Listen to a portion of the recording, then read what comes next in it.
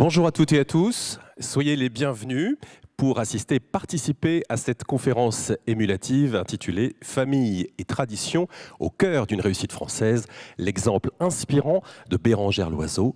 Bérengère Loiseau, que je vous demande d'accueillir sur scène chaleureusement.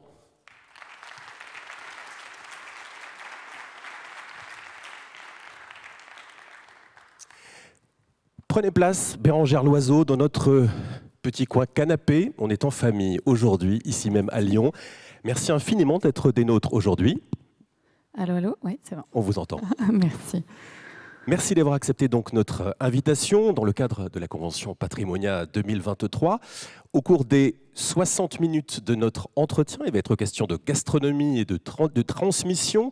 Il va être question également de la poursuite de l'œuvre de votre père, des difficultés rencontrées et des challenges à relever. Ils sont nombreux et je ne serai pas le seul à vous interroger puisque je donnerai la parole au public ici présent dans les 10 dernières minutes de notre conversation. Bérengère Loiseau, vous êtes l'aîné des 3 enfants du célèbre chef étoilé. Vous êtes PDG du groupe Bernard Loiseau depuis très exactement le 16 juin 2023. C'est votre première prise de parole en public en tant que PDG. Merci de nous réserver cet exclu.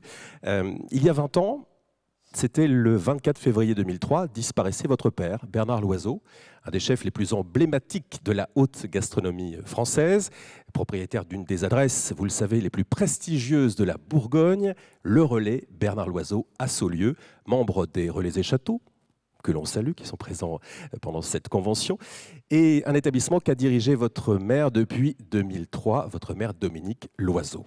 À partir de 2023, les 3 enfants, on y reviendra, vont s'investir pleinement dans l'entreprise familiale. Vous êtes les 3 B, vous, Bérengère, mais aussi votre sœur Blanche en cuisine et votre frère Bastien, administrateur au sein du groupe. Mais avant d'aller plus loin dans notre conversation, je propose que nous prenions, si vous le voulez bien, la direction de la Côte d'Or pour découvrir en images un groupe qui fait rayonner l'excellence française en gastronomie. Regardez.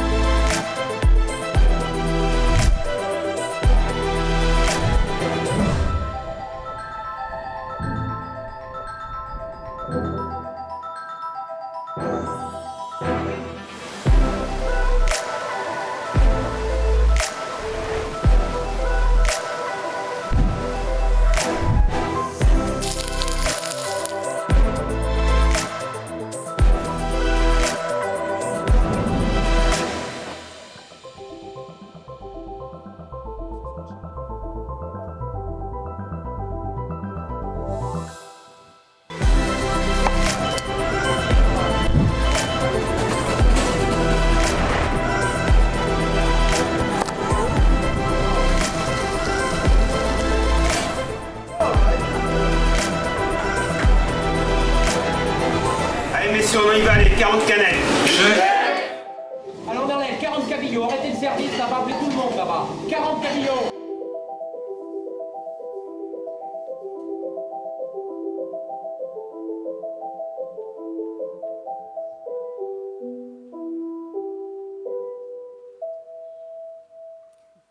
On laisse les dernières minutes. Vous pouvez applaudir cette magnifique carte postale. Très émouvante, assez scotchante quand on la voit sur grand écran, Bérengère Loiseau. Oui, assez impressionnant, d'autant plus que je reconnais du beau monde. Hein. Vous avez vu ma sœur Blanche, vous avez aperçu Patrick Bertrand, le chef qui a 41 ans de maison, et puis cette passation entre le passé, le présent, la maison qui continue, qui s'embellit. On va revenir sur tous les protagonistes, tous les personnages de cette saga du groupe Bernard Loiseau. Mais avant, on va reprendre le fil et le commencement à votre enfance. À quoi ressemblait votre enfance, votre adolescence, Bérengère Loiseau, aux côtés d'un grand chef aussi créatif, aussi, tiens, un lapsus intéressant, aussi créatif qu'hyperactif? Oui, je pense qu'ici, tout le monde se souvient d'avoir entendu dans sa voiture un Bernard Loiseau exalté qui expliquait que, attention, les sauces, c'était l'essence de la cuisine française. Eh bien, Bernard Loiseau était le même en privé que, comme vous l'avez connu dans les médias, c'est-à-dire un homme habité, absolument passionné, avec une seule obsession dans la vie, c'était ses 3 étoiles, quoi. À 15 ans, il rentre en apprentissage un peu au hasard, parce qu'il était un peu agité sur les bancs de l'école, en apprentissage chez Trois Gros, à Roanne. Et 2 semaines après, la maison Trois Gros décroche la 3e étoile, le Graal dans ces années-là. Et là, Bernard Loiseau est absolument choqué par l'événement. Et depuis ce jour, tous les matins au réveil, il se dit: un jour, j'aurai 3 étoiles. Je l'ai entendu, hein, donc c'est véridique. Et depuis qu'il a 15 ans, il est habité par cette quête, par cette obsession. Il va tout faire pour la décrocher, et ce qu'il fait en 1991.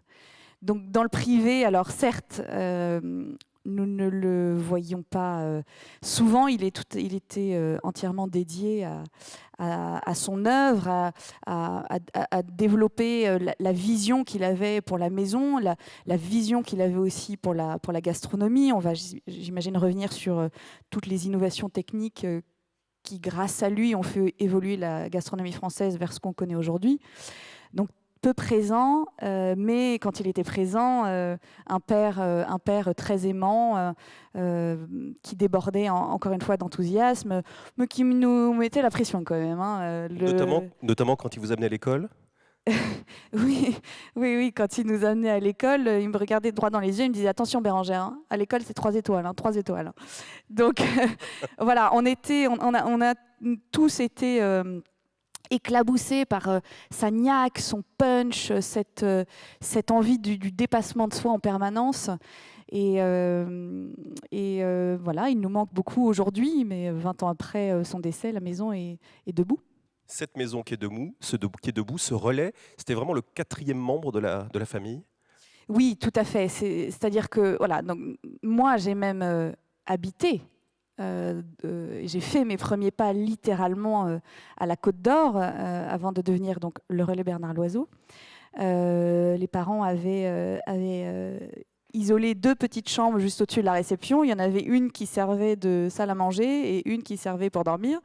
Et voilà, pendant pratiquement 3 ans, j'ai habité au-dessus de la réception. Et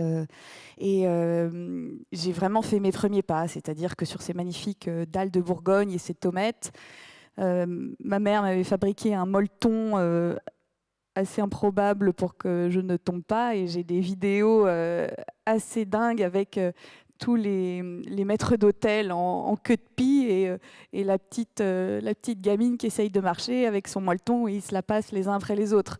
Donc voilà, le relais, c'est effectivement comme un 4e membre de la famille. On est 3 enfants, mais c'était le sujet de chaque instant, c'était la préoccupation de chaque moment, et c'était surtout la préoccupation majeure des parents, c'est-à-dire qu'ils ont donné toute leur vie, chacun, l'un comme l'autre. Hein. On abordera aussi le personnage de ma mère qui a été primordial. Justement, abordons-le. Quel rôle elle avait? Parce qu'il y avait quelque part une dimension sacrificielle dans ce métier, pour la vie de famille, par rapport à la vie de famille. Ah oui, bien entendu, c'est un métier de service, c'est un métier de chaque instant, c'est un métier dans lequel vous avez...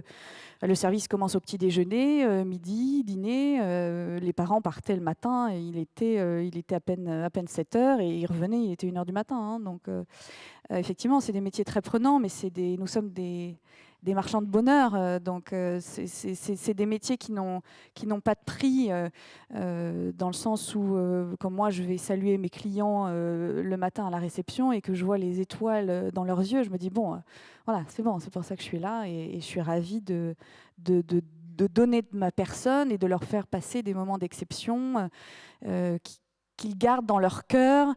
pendant des années, j'ai une personne qui est venue me voir en me disant voilà, je suis venue avec mes enfants et on est marqué à vie. Donc nous, on est très touchés de partager l'intimité de nos convives. Certains viennent pour fêter leur bac à 18 ans et reviennent plus tard pour 20 ans de mariage. Ça, ce sont des métiers absolument exceptionnels. Ils sont prenants, certes, mais ce sont des métiers de passion. Et puis, il faut aimer les autres. Mon père disait, moi, si je fais ce métier, c'est parce que déjà, j'aime manger et parce que j'aime les gens. On a beaucoup parlé de votre père, j'aimerais qu'on fasse le lien avec vous. On a écrit 1000 choses sur Bernard Loiseau, rêveur, ambitieux, perfectionniste, exigeant, hypersensible. Quelle qualité, au fond, vous partagez avec lui?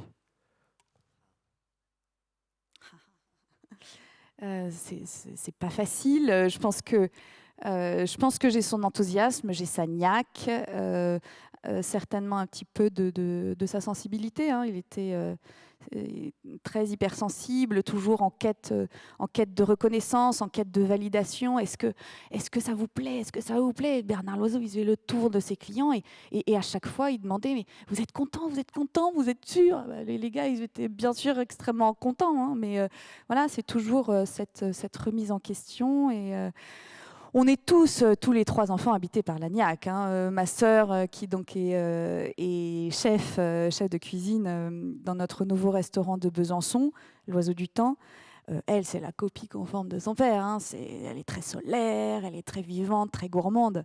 Donc on a tous hérité chacun d'un petit trésor de nos parents. Et de l'hypersensibilité de votre papa? Oui, peut-être. Alors après, je ne pense pas que ce soit un divan freudien non plus, mais oui. Je pense que toutes les personnes qui ont croisé un jour la route de mon père n'en ressortent jamais indemnes. Voilà. Avant 2003, est-ce que votre parcours vous destinait à travailler en toute logique chez BL, comme on dit chez vous, ou est-ce que vous nourrissiez d'autres envies professionnelles, Bérangère? Alors moi, j'ai toujours su au fond de moi très jeune que j'allais revenir dans l'entreprise.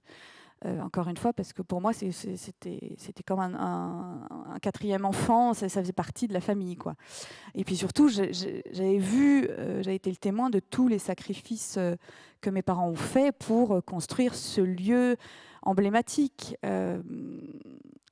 Quand vous venez à Saulieu, vous découvrez un très très grand domaine avec 2 hôtels, 2 restaurants, un spa élu meilleur spa d'Europe, un énorme parc.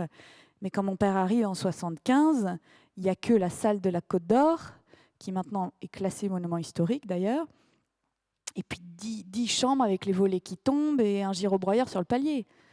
Donc, si vous voulez, c'est vraiment la construction de toute une vie, cette maison. Donc, moi, j'ai été témoin de ça et il était hors de question qu'à un moment donné, ça s'arrête.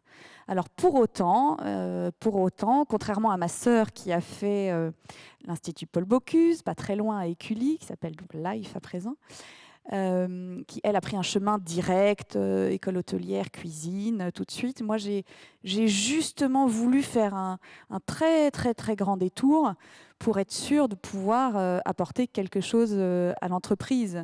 Le métier, le secteur, je le connaissais par cœur. Depuis que je suis adolescente, je suis partie aux 4 coins du monde avec ma mère pour vendre la maison. À 16 ans, elle me laissait faire le Travel Mart à Las Vegas, des agences virtuoso, toute seule, sans problème. Donc, je le connais par cœur. Mais moi, ma crainte, c'était, bon sang, qu'est-ce que je vais bien pouvoir apporter à cette entreprise? Donc, j'ai décidé de faire un bac littéraire. Une prépa Sciences Po, et j'ai été admissible à Paris. Et à l'oral, on m'a dit « Madame Loiseau, vous êtes la fille de Bernard Loiseau ?» Oui, tout à fait. « Ah, mais mademoiselle, il faut faire une école hôtelière. » Donc ça, c'était plié pour moi, mais c'est pas grave. Et du coup, je me suis rabattue sur une école de commerce, et c'était une bonne idée, puisque j'ai pu me blinder en comptabilité, contrôle de gestion, analyse financière, toutes ces matières qui m'étaient un petit peu méconnu. Nous, on avait un expert comptable, enfin, papa avait un expert comptable à la maison qui faisait tout. Donc, j'étais bien contente de pouvoir travailler cela. Et puis, je suis partie aussi grâce à l'école à l'international. J'ai fait 5 mois à New York en agence de publicité. Et puis après, j'ai fait du cabinet de conseil à la Défense. Et c'était une formidable boîte à outils. Et je suis partie dans des missions complètement à l'antithèse de ce qu'on fait. J'étais en banque, on avait une mission à la sécurité sociale. Enfin, voilà. Ça m'a beaucoup amusée parce que je me suis dit déjà, j'y arrive. J'y arrive. Et puis, ça m'a ouvert quand même beaucoup les yeux sur tout un monde différent, un monde qui serait probablement mes clients de demain. Et puis surtout, une vraie maîtrise de ce que c'est que le monde de l'entreprise et toutes les disciplines qu'on y rencontre. Et ensuite, cabinet d'audit chez Mazars, où je rencontre mon mari. Et là, je me dis, bon, ça va plus vite que prévu. On va pas faire 5 ans en audit. Je rentre dans l'entreprise. Mais d'abord, je veux passer mon CAP de cuisine. Pourquoi ? Alors, je passe mon CAP de cuisine pour plusieurs raisons. La première, pour parler le même langage que mes collaborateurs, savoir ce que c'est qu'une fiche technique, comment on calcule les ratios, et puis en hommage aussi à mon père quand même. Enfin, à un moment donné, il faut savoir de quoi on parle. Et j'avais vraiment envie de toucher du doigt ce qui avait obsédé mon père toute sa vie. J'avais compris qu'il aimait la cuisine, j'avais compris que c'était un cuisinier hors pair, mais j'avais besoin de comprendre dans quel contexte il s'inscrivait. Et c'est là que j'ai vraiment compris à quel point Bernard Loiseau, au-delà de l'homme médiatique que vous connaissez tous, au-delà d'un entrepreneur qui avait une vision, il a été un maillon essentiel dans l'évolution de la cuisine française. Là, on est dans les années 70. Il y a deux mouvances qui s'opposent, c'est-à-dire la cuisine de grand-mère, le gras, le beurre, etc. Et Bernard Loiseau, avec quelques-uns de ses comparses comme Guy Savoy, qui commence à se dire, mais finalement, tout ça, ça masque un peu les goûts. Où est le vrai goût du produit ? Et mon père a été un vrai puriste du goût, hein, c'est le New York Times qui le dit, Purity of Taste. Et effectivement, il a créé des techniques qui sont maintenant enseignées dans toutes les écoles de cuisine. Rappelez-nous les. Le déglaçage des sauces à l'eau, on retire les roux qui sont cette préparation de beurre et de farine qu'on fait cuire et après qu'on met dans la sauce pour l'épaissir. Ça, il dit terminé. C'est indigeste et puis en plus, ça masque les goûts. Du coup, lui, il a inventé la liaison à la purée de légumes ou la liaison au sang. Donc, par exemple, sur un rouget, il va lier la sauce au foie de rouget, ce qui renforce déjà le goût du produit et n'ajoute pas de matière grasse. Il retire tout le gras superflu, tous les sucres qui ne servent à rien. Et surtout, il cuit les produits séparément. Et il les assemble au dernier moment dans l'assiette. Oui, on est encore à cette époque-là, dans les années 70. Donc j'avais envie de comprendre où est-ce qu'il s'insérait et pourquoi son héritage est essentiel dans la gastronomie française. Là, je reviens tout juste de 10 jours à New York et Sao Paulo au Brésil, où nous avons rendu un hommage international à mon père. Et là, je me dis, mais oui, Bernard Loiseau a formé les grands chefs d'aujourd'hui et son héritage est digne qu'on en parle. Donc voilà la motivation pour passer mon CAP de cuisine.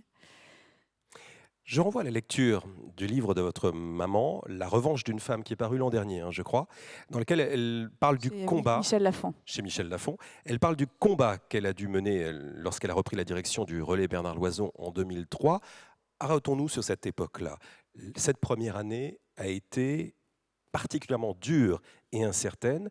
Quelles difficultés a-t-elle dû surmonter pour maintenir à flot un groupe dont, je rappelle, le chef demeure le premier et seul chef au monde à être coté en bourse depuis 1998 ? Eh bien, elle se retrouve en face de toutes les difficultés. Difficulté d'avoir perdu le chef d'entreprise charismatique, le leader effectivement d'une entreprise cotée en bourse. On perd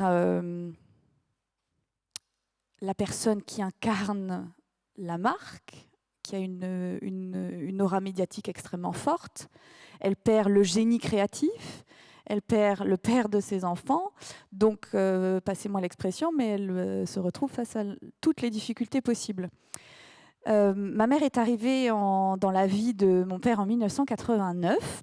Pour rappel, mon père est arrivé à la Côte d'Or à Saulieu en 1975.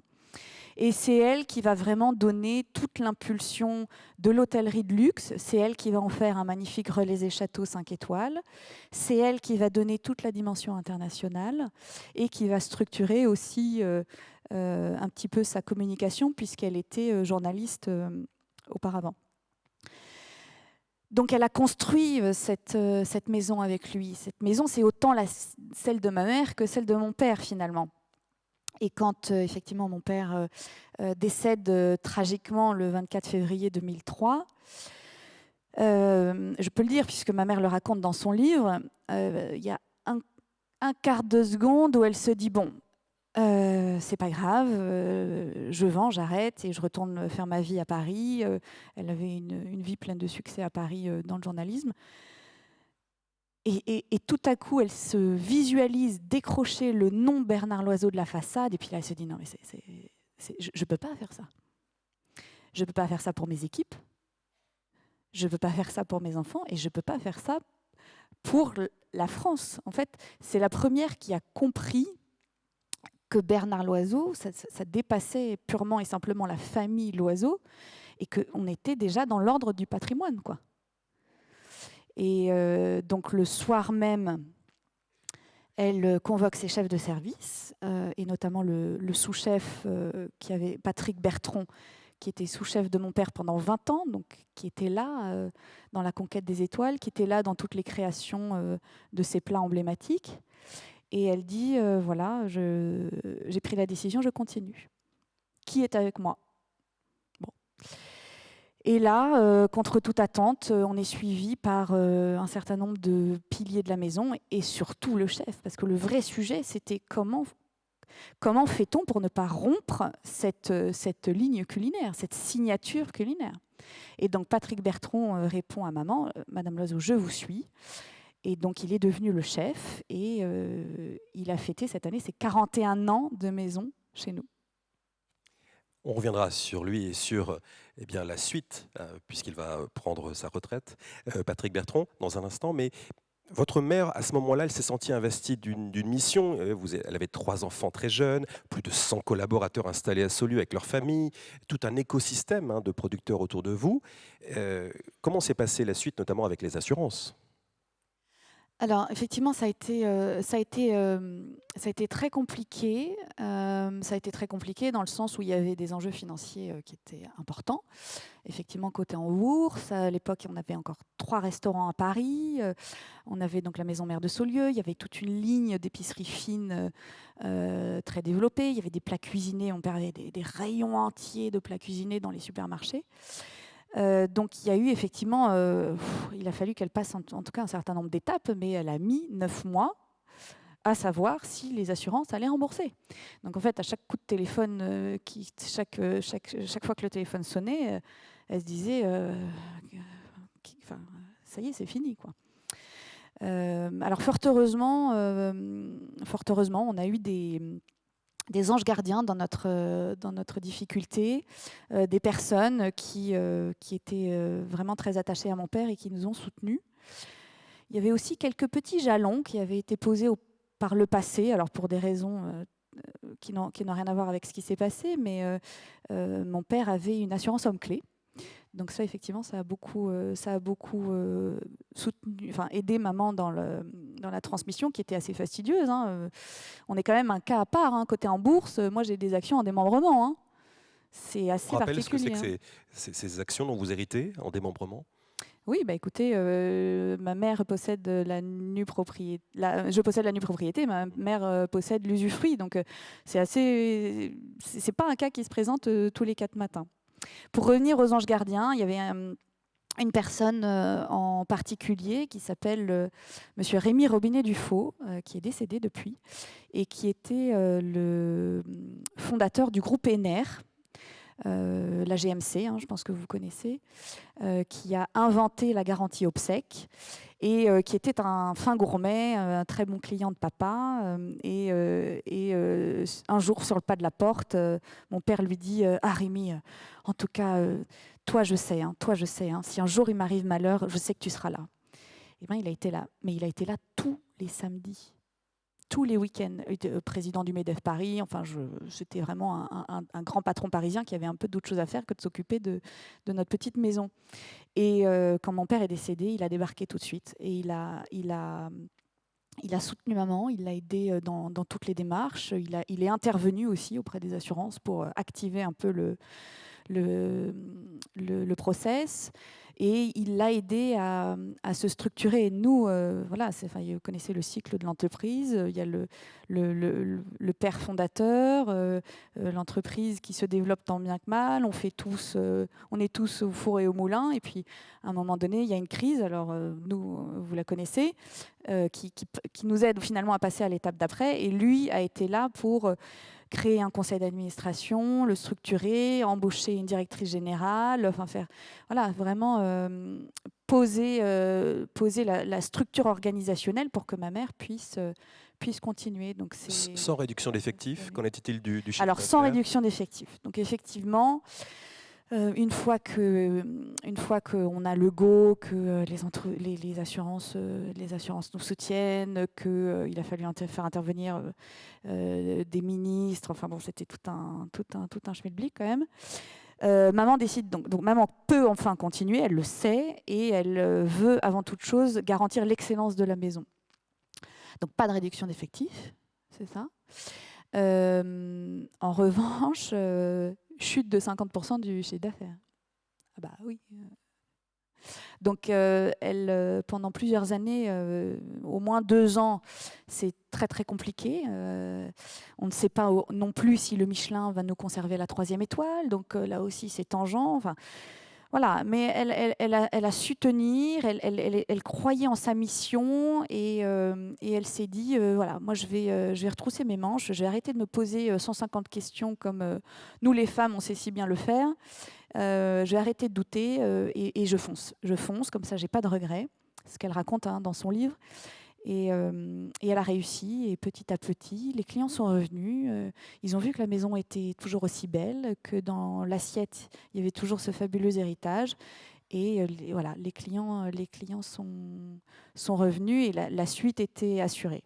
Et vous, pendant ce temps-là, pendant que votre mère se démène, vous êtes la 2e maman de la famille, on peut dire ça comme ça ? Alors déjà qu'on ne voyait pas beaucoup les parents, mais effectivement, après, c'était encore un peu plus compliqué. Alors nous, on était en pension du lundi au vendredi. Et effectivement, les week-ends, c'était les moments les plus chargés, où il y avait le plus de clients. Donc c'est vrai que je me suis retrouvée à la maison j'avais 13, 14 ans, faire les machines, faire la popote, etc. Mais si vous voulez, quand vous êtes jeune, c'est tout ce que vous connaissez, et puis vous êtes content, et puis vous avancez. Et on a eu la chance aussi que nos parents nous aient toujours impliqués, c'est-à-dire qu'on venait les voir dans la cuisine, on arrivait à les observer, on voyait ce qu'ils faisaient, on les voyait accueillir les clients, etc. Donc on savait pourquoi ils n'étaient pas là. Contrairement peut-être à certains métiers où, quand vous avez vos parents qui sont derrière un écran, l'enfant ne sait pas trop. Là, c'est vrai qu'on avait une conception concrète de leur métier. Et en fait, on était de la partie, si vous voulez. Moi, j'avais compris peut-être d'une manière inconsciente que, pour l'instant, là, ça allait être mon job, là, maintenant. Vous parliez des anges gardiens tout à l'heure. Ce chambardement dans vos vies aurait pu faire voler en éclats l'affaire, mais aussi l'unité de la famille. Comment êtes-vous restés soudés entre frères et sœurs autour de votre mère ? Comment réagit votre frère et votre sœur ? Bon, on réagit tous différemment quand on a des traumatismes comme celui-ci. Néanmoins, on a toujours été un clan. On s'appelle effectivement les 3 B, Bérangère, Bastien, Blanche. Donc on était tous unis dans la tempête et chacun jouait sa partie. Et tout ça pour la survie de l'œuvre. Voilà, il y avait vraiment on était vraiment tous finalement dédiés à cette cause, dédiés à la survie des valeurs de la maison qui sont finalement plus largement les valeurs de la France, quoi.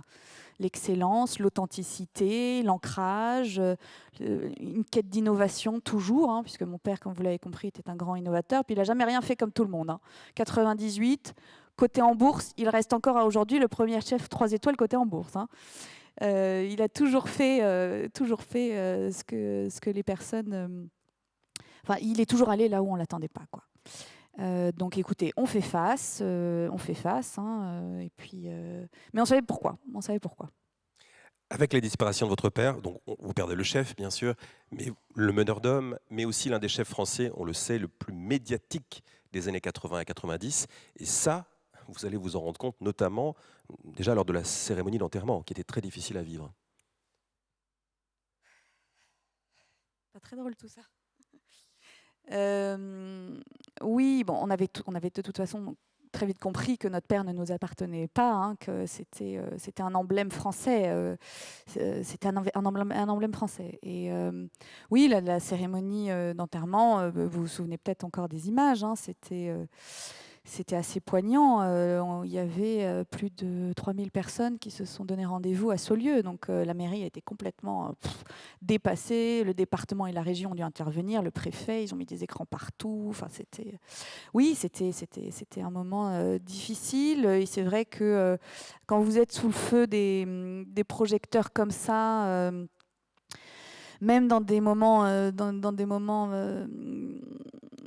voilà, des moments tragiques de votre vie, c'est pas évident. Et puis c'est vrai que moi évidemment j'étais tout devant, mais il y a des petits malins de journalistes qui se sont complètement faufilés sur le côté alors qu'on avait un cordon de sécurité et c'était, voilà, même pendant la cérémonie, ils me poussaient pour prendre les photos et tout. Donc c'était pas très drôle, mais voilà, moi en tout cas le meilleur hommage et le meilleur au revoir que je peux dire à mon père, c'est justement de continuer son œuvre, de sublimer ce fabuleux héritage. Fier de son héritage et des valeurs qui sont très intemporelles, au fond, pas du tout égocentrées. Oui, merci de le rappeler, tout à fait. Effectivement, quand mon père décède, tout le monde est convaincu que c'est la fin, quoi. Vous le savez peut-être même mieux que moi pour certains, mais vous allumiez la télé, il y avait Bernard Loiseau, vous allumiez la radio, c'était Bernard Loiseau, vous lisez le Figaro, c'était Bernard Loiseau. Enfin, il était partout. Et effectivement, tout le monde s'est dit, c'est bon, il est plus là, terminé. Et surtout la profession qui a donné à ma mère 6 mois de vie. Dans 6 mois, c'est bon, on est tranquille. Il n'y a plus l'oiseau sur la télé. Alors, il y en a 2 qui ont été quand même très, très bienveillants envers nous. Évidemment, Guy Savoie, l'ami de toujours de mon père, puisqu'ils se sont rencontrés en apprentissage à 15 ans chez Trois Gros. Et puis Paul Bocuse, évidemment. Paul Bocuse, il y avait une relation très amusante de maître à disciple, alors qu'ils n'étaient pas du tout sur le même registre culinaire. Paul disait à papa « Bernard, le beurre, le beurre, le beurre ». Et mon père répondait « Non, Paul, le goût, le goût, le goût ». Enfin, j'ai beaucoup d'anecdotes. Mais voilà, Paul, pareil, c'était rythmé. Je crois que c'était les dimanches. Tous les dimanches à 10h, maman savait que le téléphone sonnait et qu'il lui disait « Écoute, vas-y ma cocotte, c'est bien ce que tu fais ». Que les valeurs sont intemporelles. Oui, pardon. Donc effectivement, je me suis beaucoup posé la question de, quand même 20 ans plus tard, pourquoi est-ce que ça continue ? Pourquoi est-ce que l'aura de Bernard Loiseau et l'attachement envers lui est toujours aussi fort ?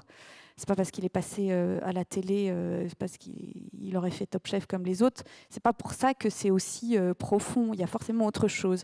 Et je me suis pas mal creusée. J'ai regardé des piles et des piles de VHS, puisque ma mère avait enregistré toutes ces émissions, et j'ai compris pourquoi. Parce qu'effectivement, comme vous le dites, quand vous écoutez Bernard Loiseau, il parle pas de sa petite personne. Il dit moi je fais ci. Non, quand vous écoutez Bernard Loiseau, il parle des artisans, il parle du bon goût, il parle de la cuisine française, il parle finalement de valeurs intemporelles qui lui survivent. qui lui survivent. Et quand je vois mes clients qui tous les jours me disent c'est fabuleux, on a l'impression qu'il est là, c'est pour ça. Il y a d'ailleurs un chercheur du CNRS qui est professeur à HEC, qui s'appelle Monsieur Thomas Paris, qui s'est posé justement sur la question d'une manière scientifique. Et donc il y a toute une étude qui est sortie sur l'identité organisationnelle, comment est-ce qu'elle a survécu à l'artiste créateur.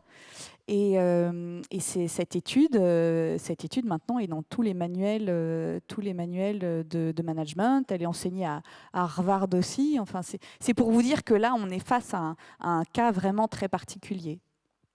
J'avance dans le temps, nous sommes en 2021, c'est une date importante dans la suite du développement du groupe.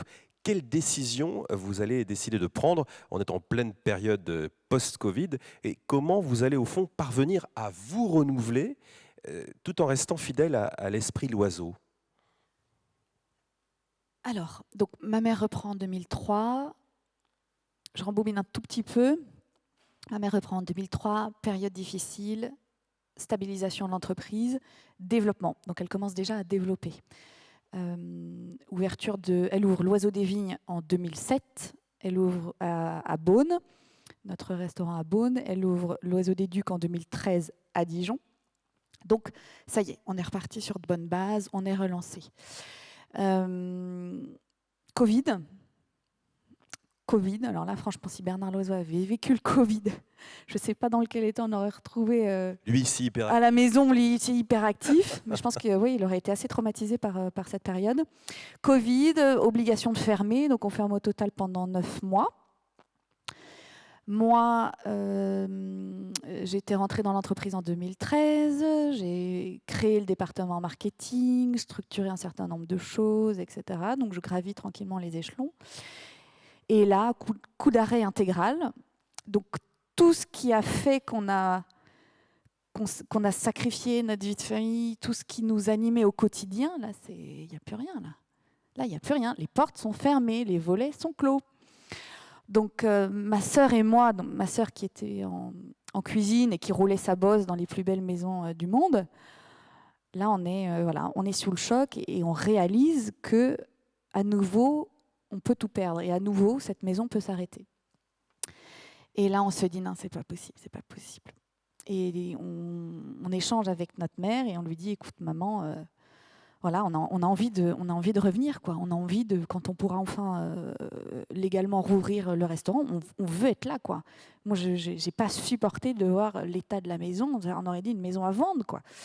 Et ouais, c'est un petit peu le déclic qui a précipité les choses. J'étais quand même bien dans l'entreprise. On allait sur une transmission, mais une transmission, c'est compliqué parce que c'est jamais acté dans le temps. On en parle sans en parler. Voilà. Donc là, ma sœur et moi, on a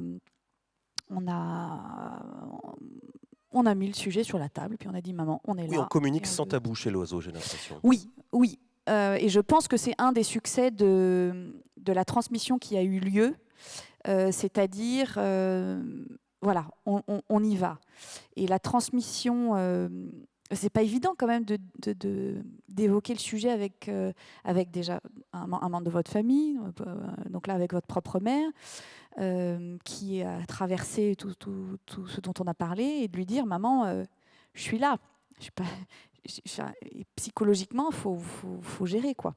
Comment a-t-elle réagi d'ailleurs? Elle était ravie. Et puis, en fait, elle m'a répondu, mais j'attendais que ça. Donc, comme quoi, il faut aborder ces sujets. Ils sont essentiels dans la vie d'une entreprise. Alors oui, c'est pas toujours évident. Alors, je sais qu'il y a des coachs qui peuvent intervenir. Nous, ça n'a pas été le cas. Parfois, c'est des proches de la famille. Mais voilà, il faut mettre les sujets sur la table, et donc c'est ce qu'on a fait d'une manière assez sereine finalement, avec beaucoup de crainte de la part de Blanche et moi. On savait pas trop comment maman allait réagir, on a toujours peur de blesser, et finalement tout de suite elle m'a dit, c'est super, moi je suis à fond, Blanche, tu vas rejoindre la brigade de Patrick Bertron, il faut qu'il te forme. En plus, le temps passe aussi de son côté, donc il va bientôt partir en retraite, va à ses côtés. Et puis toi, Bérangère, viens à mes côtés, tu deviens vice-présidente, et puis à mon avis, en 2 ans, ça sera réglé. Et c'est ce qui s'est passé. Et Bastien, votre frère, a fait le choix de rester plus en retrait. Oui, mon frère a pris le choix de faire sa vie à Paris, là, sa vie personnelle, sa vie professionnelle aussi, mais il nous suit de très très près. Hein. Il est membre du conseil d'administration, il est bien sûr actionnaire, il n'y a pas de sujet. Et heureusement aussi que nos parents nous ont laissé cette liberté-là. Et c'est, je crois, ce qui a fait que ma sœur et moi sommes revenus. Ma mère a été traumatisée de voir un certain nombre de collègues. C'est assez courant dans l'hôtellerie-restauration. On transmet effectivement l'affaire de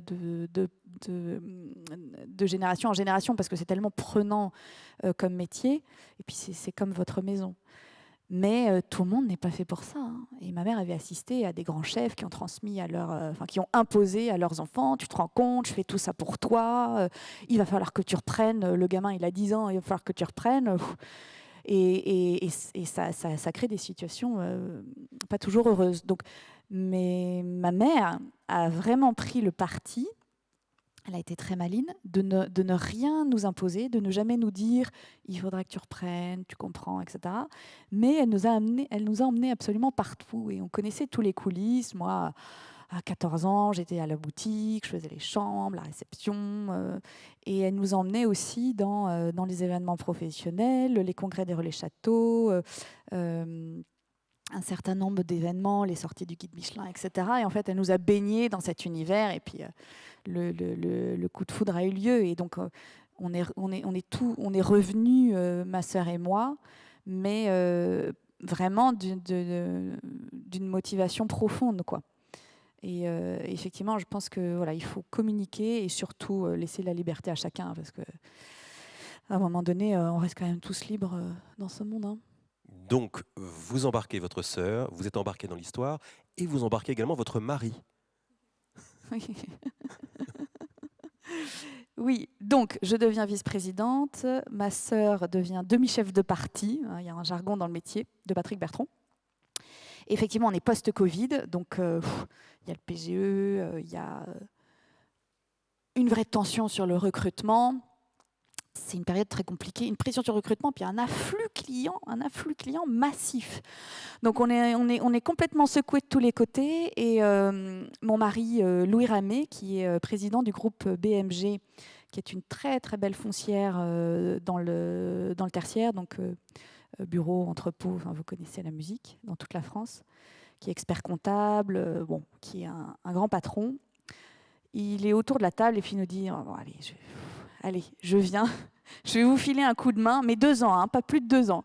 Et donc effectivement, il devient directeur général, donc maman présidente, moi vice-présidente et lui directeur général. Et il remonte la maison en 2 temps, 3 mouvements. Et donc effectivement, c'est lui qui, au bout de ces 2 ans de relance de la machine, nous laisse la main. Donc voilà, donc on est tous les 3 à rouvrir les portes de tous les établissements, à se prendre une claque en 2021 et à traiter un ensemble de sujets en 2 ans qui sont assez épatants et on peut en être fier. On restructure l'intégralité de la dette. On fait une fiducie-sûreté. Donc on rembourse le PGE cash et on renvoie la dette à plus loin. Donc on a un service de la dette qui est divisé par 2 chaque année. Déjà, c'est sympa. On ferme le restaurant de Paris, le dernier qui reste, qui s'appelait l'Oiseau Rive Gauche, derrière l'Assemblée nationale, pour ceux qui connaissent, l'ex-Tante Marguerite. Paris étant bouleversé par la crise Covid, il n'y a plus personne, tout le monde est en télétravail. Le midi, c'est une carafe d'eau, une salade. Bon, bref, ça ne marche plus. On a fait 20 ans, on a donné. On le vend avec succès en 9 jours. On rouvre un nouveau restaurant, l'Oiseau du Temps à Besançon, un bistrot chic qui cartonne. On achète un nouvel hôtel à Saulieu.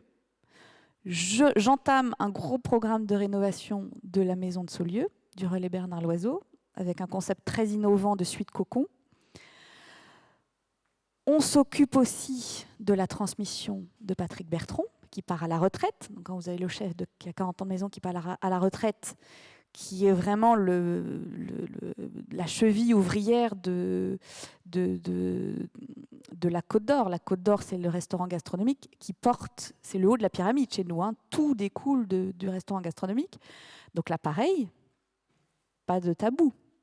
On y reviendra sur Patrick Bertrand. Très bien. Et on a bien cravaché. Ouais. Augmentation de capital. Augmentation de capital par la famille. Donc à aujourd'hui, le capital est sécurisé à 78% par la famille. Oui, on était sur tous les fronts là, vraiment tous les fronts. Et votre sœur, on parlait de Besançon, l'oiseau du temps, c'est son premier poste de chef. Oui, donc elle fait 1 an et demi auprès de Patrick Bertrand. Ensuite, on l'envoie dans notre restaurant de Beaune, on l'envoie à Dijon. Elle fait un petit tour chez César Trois-Gros, hein, comme quoi vous voyez, l'histoire parfois revient à ses débuts. Joli clin d'œil en tout cas. Et on a ce projet fabuleux à Besançon. Et pareil, on se voit toutes les deux et je lui dis qu'est-ce que t'en penses et tout. Moi je pense que t'es prête et tout. Elle me dit waouh, c'est pas rien. Faut construire sa brigade, faire le sourcing de tous ses produits, créer sa carte, la renouveler en permanence, tenir les différents ratios, la masse salariale, le coût matière, etc. Et puis ouais, on n'est pas du genre à se débiner comme ça chez nous. Et elle me dit allez banco, j'y vais. Donc premier poste de chef pour Blanche. Ouais, ça fait depuis avril qu'elle y est et elle est complet. Elle va me faire en 4 mois le résultat de Beaune que Beaune fait en 1 an. Incroyable. Et puis ce double défi à relever, préparer la succession, on le disait tout à l'heure, du chef Patrick Bertrand. Patrick Bertrand, c'est celui qui faisait le lien avec la cuisine de Bernard Loiseau et dont il avait été le premier chef, 41 ans de maison, 41 années de maison, tout en accompagnant l'envol de votre sœur Blanche et l'amener à devenir le grand chef de demain. Quelles sont les clés, les recettes de la transmission, d'une transmission réussie ? Oui, alors effectivement, ma sœur, elle a 26 ans. Hein. C'est vrai que je ne l'ai pas dit, mais elle ne va pas devenir le chef 3 étoiles tout de suite. Hein. Mon père disait il faut au moins 20 ans pour faire un chef 3 étoiles. Donc effectivement, la concordance, le timing ne fonctionne pas. C'est-à-dire ma sœur est encore trop jeune, elle a encore beaucoup de chemin à faire, elle le sait et c'est ce qu'elle souhaite. Et Patrick Bertrand part à la retraite. Donc effectivement, il fallait trouver le digne successeur de Patrick. Et je pense que c'est un des premiers sujets qu'on a pris à bras-le-corps quand on est arrivé en 2021. On s'est posé avec Patrick et on a tout de suite évoqué le sujet. Et pareil, on était assez craintifs. On s'est dit, mince, au bout de 40 ans de maison, il va peut-être très mal le prendre, claquer la porte, etc. Et il nous a dit, je suis tellement content que vous m'en parliez. Je suis tellement content. Et c'est là qu'on a pu construire avec lui sa succession, qu'on a identifié ensemble le chef qui allait lui succéder, qui s'appelle Louis-Philippe Vigilant, et qui a quand même 14 ans au sein de notre groupe, qui est du Sérail, qui porte en lui la signature. On lui a du coup rapidement proposé de devenir chef adjoint de Patrick. Et ça fait 2 ans qu'il est formé par lui. Et la passation vient d'avoir lieu, là. Elle a été officialisée là, début septembre. Et donc, c'est Louis-Philippe qui est à présent le chef de la Côte d'Or, avec aussi pour mission de m'aider dans le programme qu'on dessine pour Blanche. C'est important dès maintenant, même si on est au tout début de l'avenir de ma sœur, c'est très important pour nous de nous poser et de construire avec elle son programme. Tu vas aller prendre la direction de l'Oiseau du Temps parce que ça va te permettre, en termes de gestion, d'apprendre beaucoup de choses et de voir le reste des facettes. Après, elle va certainement repartir à l'étranger pour continuer de faire sa main. Hein. On est dans des métiers, c'est l'intelligence de la main, hein, donc ça se travaille, hein, c'est répétitif. C'est sa feuille de route que vous avez ? Oui, on construit ensemble, toutes les deux, avec Louis-Philippe, la feuille de route de Blanche. Au moins, c'est clair, les choses sont dites, Blanche sait où elle va, parce qu'il n'y a rien de pire que d'être là, d'attendre que ça se passe, c'est mon moment, c'est pas mon moment, ils vont en penser quoi. Donc là, on structure tout. Parfois, on n'est pas d'accord, et puis on arrive toujours à déboucher sur quelque chose qui convient. Mais ce sont des sujets, effectivement, qu'il faut mettre sur la table, il ne faut pas avoir peur. Et j'imagine que c'est certainement des sujets parfois qui ne sont pas évidents à aborder avec vos clients, la passation, la transmission, l'après. Et pour Blanche, c'est pour éviter aussi d'avoir des problèmes de légitimité. Alors pour éviter, oui, indirectement, elle va surtout se construire une légitimité, mais elle n'est pas du genre, nous on n'est pas du genre à débouler comme ça en mode fille à papa, c'est moi qui vais vous expliquer la vie. Non, non, pas du tout. On a commencé tout en bas, et Blanche, il est très important de lui laisser le temps de découvrir, de se découvrir, de découvrir son style, de découvrir aussi ce qu'elle veut. Est-ce qu'elle veut à un moment donné devenir comme une Anne-Sophie Pic qui est toujours en création en permanence derrière son passe à créer, ou est-ce qu'elle veut être davantage une Hélène Darroze en chef exécutif qui a ses chefs dans les restaurants et qui devient une image et qui donne des impulsions? On ne sait pas et elle ne sait pas. Donc on se laisse le temps et on gravit les marches ensemble progressivement. Au fond, en vous écoutant, si je comprends bien, une des clés de la transmission pour vous, c'est il faut y aller, ne pas avoir peur et prendre à bras-le-corps tous les sujets.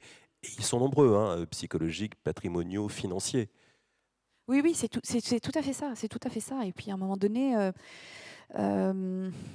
voilà, il faut taire parfois le côté familial, aborder uniquement le côté professionnel, mais faut traiter tous les sujets, quoi. Il ne faut pas avoir peur, il faut mettre tous les sujets à plat. Parfois, ça secoue un peu, mais après, on est content, on est tous sur la même page, et puis on avance. Ouais. Et à votre arrivée dans le groupe, vous rédigez le passeport Loiseau. En quoi ça consiste et pourquoi ça a une importance? Oui. C'est aussi l'objet de l'hommage que j'ai organisé cette année pour mon père, à l'occasion des 20 ans de sa disparition. Donc, des dîners d'exception, on est parti à l'étranger, je vais repartir au Japon aussi. J'avais besoin, en fait, avant d'entamer la phase de développement qui va avoir lieu, qui a déjà commencé avec Besançon, mais là on est sur beaucoup de dossiers, on est dans cette étape-là de la vie de l'entreprise. J'avais besoin de poser par écrit et de le crier au monde entier le socle et les bases de la maison, de ce qui nous anime, quelles sont les valeurs, quelles sont la mission, pourquoi on est là, c'est quoi l'esprit Bernard Loiseau, c'est quoi l'accueil Bernard Loiseau, l'expérience hôtelière, c'est quoi. Et donc, oui, en fait, je me suis retrouvée je réfléchissais à tout ça et puis j'ai griffonné et tout. Je me suis dit, mais mince, un collaborateur qui nous rejoint, il doit avoir ça. Du coup, je l'ai mis en page et j'ai fait ce qu'on appelle un livre de marque, un brand book. Mais effectivement, c'est la Bible, c'est là d'où on vient. Et j'ai besoin justement de nourrir toutes les nouvelles générations de collaborateurs de toute cette histoire fabuleuse, unique au monde, et de les emporter aussi dans ces valeurs et dans tous les projets qu'on a. Vous avez une phrase qui résume tout. Nous, on défend un certain luxe au naturel.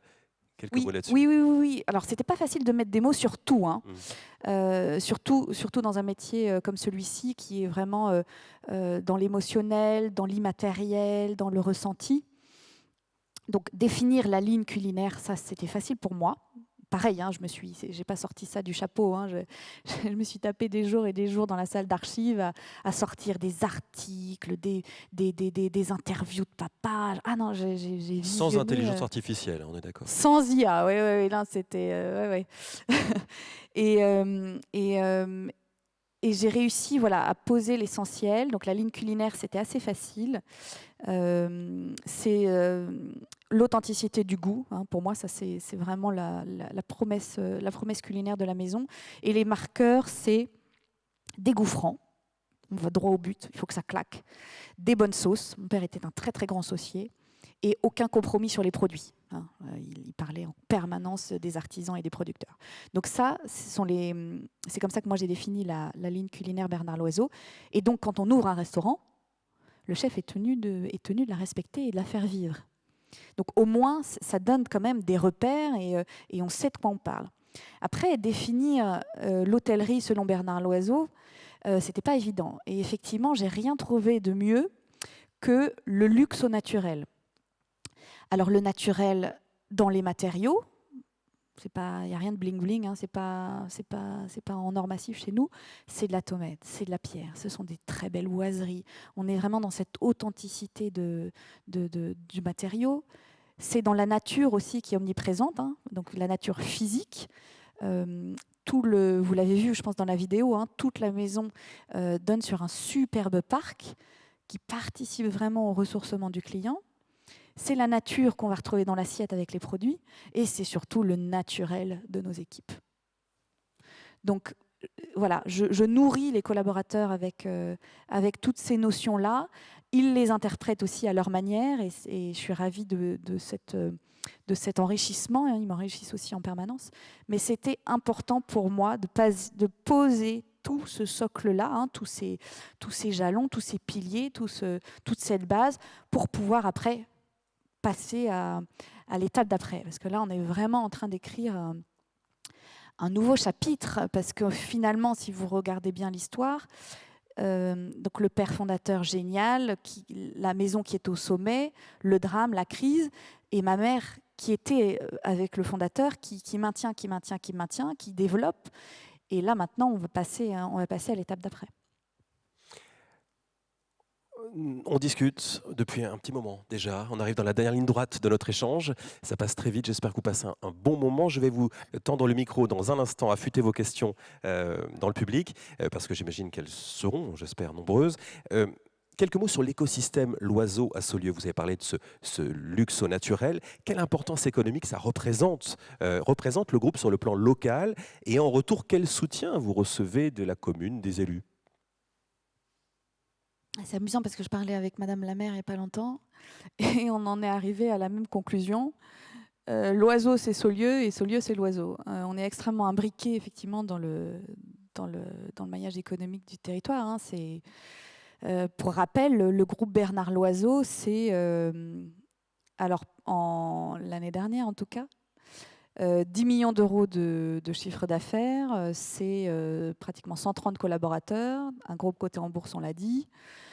C'est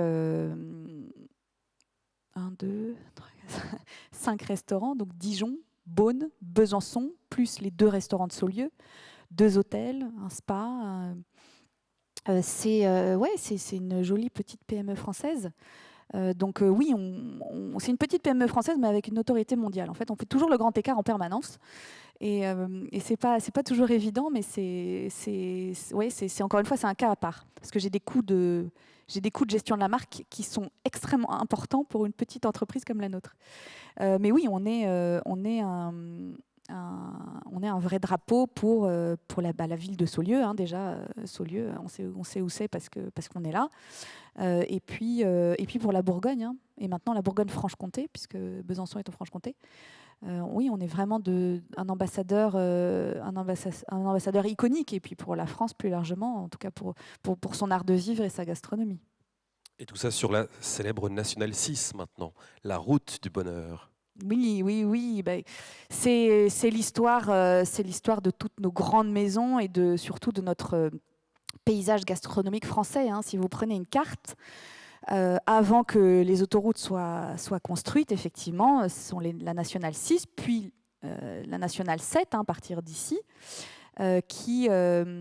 sur lesquelles en fait se sont développées toutes ces magnifiques histoires gastronomiques, puisque vous partiez de Paris pour aller dans le sud, mathématiquement il fallait au moins 4-5 heures pour arriver à Saulieu. Alors si vous partiez le matin, c'était l'heure du déjeuner, si vous partiez l'après-midi, c'était l'heure du dîner. Donc toutes ces grandes maisons, vous partiez de Paris, du Lucas Carton ou de chez Lasserre, vous arriviez chez Alexandre Dumaine à l'époque à Saulieu. Après, vous descendiez, vous arrivez chez Fernand Point à Vienne. Avec un peu de chance, vous arrêtiez aussi chez la mère Brasier à Lyon. Et puis après, vous descendiez chez André Pic.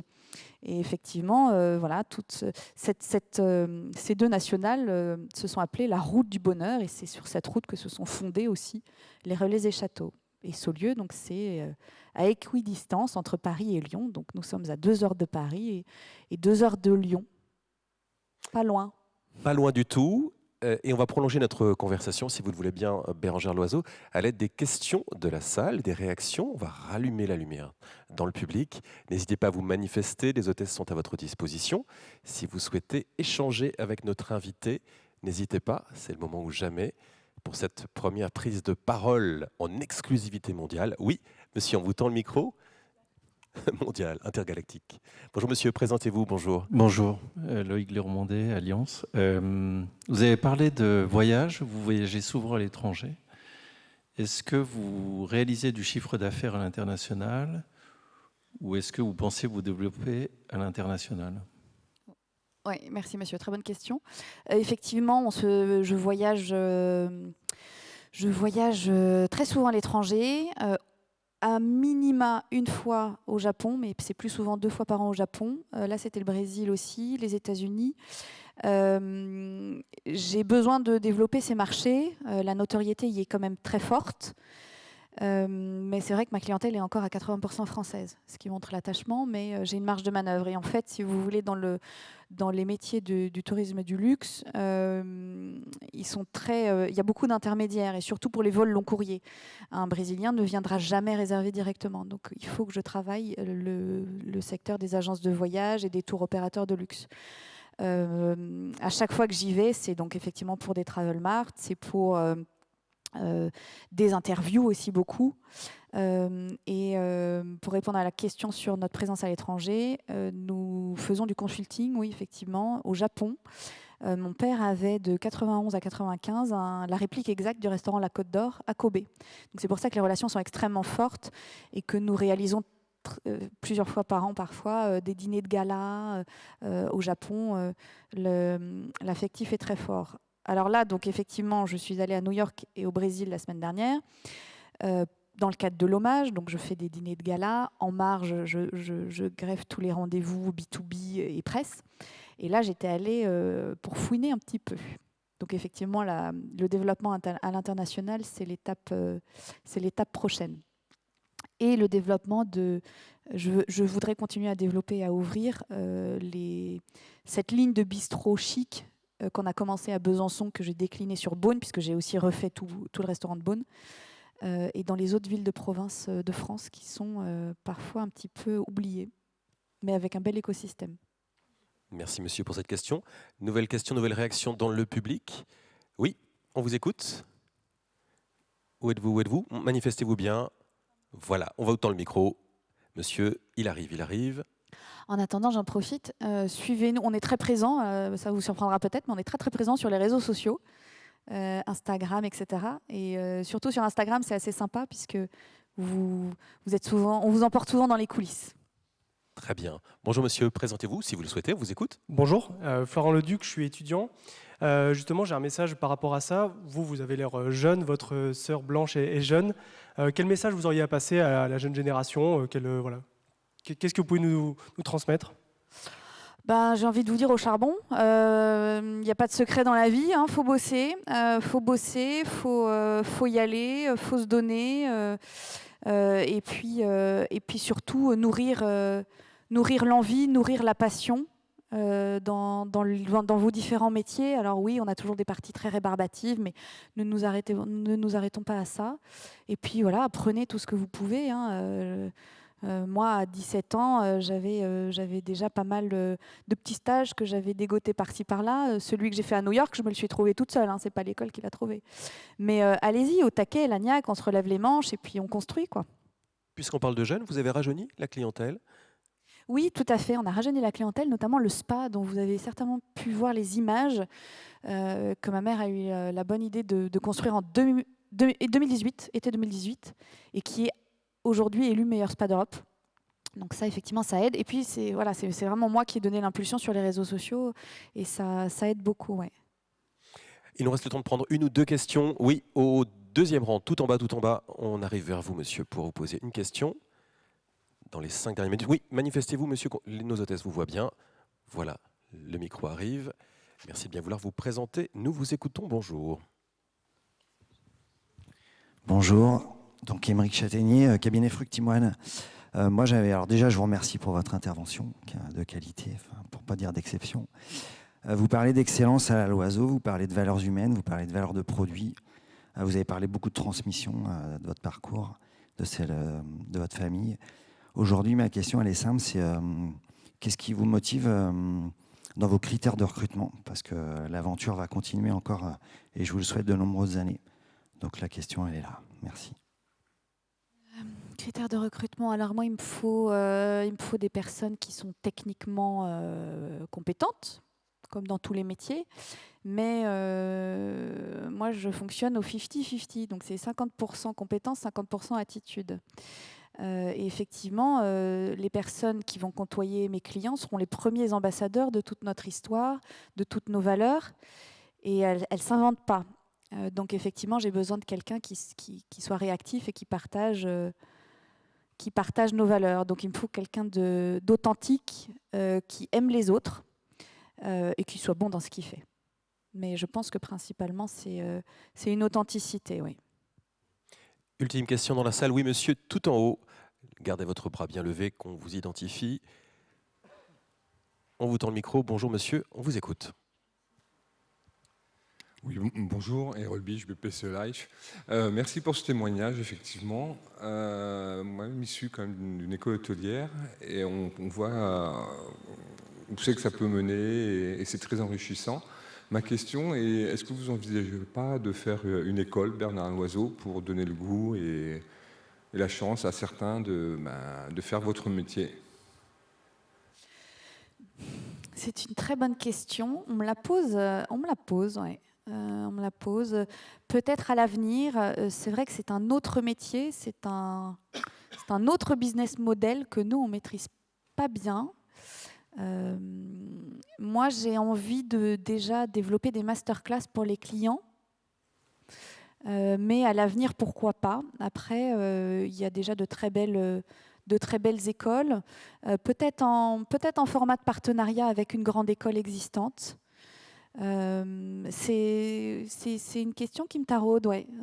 Je n'ai pas encore trouvé la réponse, mais effectivement, dans cette transmission et dans cette transmission des valeurs Loiseau, effectivement, ça peut être... Après, la première école, ce sont nos cuisines. C'est-à-dire que moi, je vois un nombre incalculable de cuisiniers, de pâtissiers qui sont passés par nos cuisines et puis après qui vont essaimer partout. Donc, c'est vrai que l'école, elle se fait chez nous. Mais oui, je comprends le fond de votre question, tout à fait. Avant de nous quitter, juste deux petites questions rapides.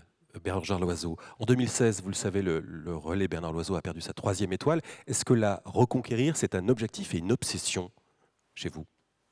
Objectif, oui. Obsession, non. Le seul qui avait cette obsession, c'était Bernard Loiseau. C'est un objectif, oui, parce que ça nous paraît cohérent. Après, voilà, c'est quand même le seul métier au monde où vous êtes noté tous les ans. Je ne sais pas si vous avez le guide Michelin des gestionnaires de patrimoine qui vous disent un coup c'est bon, un coup c'est pas bon. Je ne pense pas. Après, nous, voilà, on est là pour... la maison Loiseau, ça dépasse le Michelin. C'est tout un héritage, c'est tout un art de vivre. Ça, c'est cohérent pour nous. C'est une motivation pour les équipes. C'est pas une obsession. Ultime question. Bérengère, Dominique, Blanche. Quel regard porterait votre père Bernard Loiseau sur cette affaire de femme qui est devenue le groupe Bernard Loiseau?